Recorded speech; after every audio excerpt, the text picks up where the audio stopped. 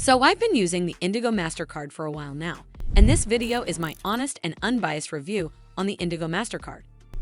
I'll cover all the main points, from key features to risks and considerations. So by the end of this video, you'll have a better understanding of the Indigo Mastercard. One of the major advantages of this card is that it doesn't require a security deposit, so it offers a chance to establish a credit line without putting down money upfront, which can be a plus if you're short on cash. It also reports to all three major credit bureaus, so as long as you keep up with payments, you'll be steadily building a positive credit history over time. However, the Indigo card does come with some potentially high costs. Its annual fee ranges from $0 up to $175 for the first year, depending on your creditworthiness, and $49 thereafter.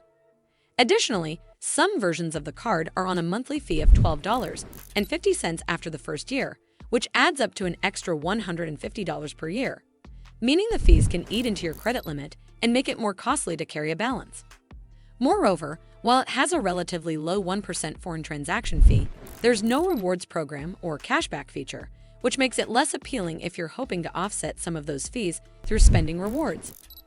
In terms of benefits, the Indigo Mastercard offers only basic perks like fraud protection, roadside assistance, and extended warranty coverage, which is useful but is limited compared to many other credit-building cards. Overall, this card is a solid choice if you need a simple path to rebuilding credit without putting down a deposit. But as always, do consider speaking with an expert before making any decisions. Well, that's all for this video. I hope you found this video helpful. And if you did, make sure you give this video a super thanks by clicking on this heart icon to help support the channel, and don't forget to hit that subscribe button. We'll see you in the next one.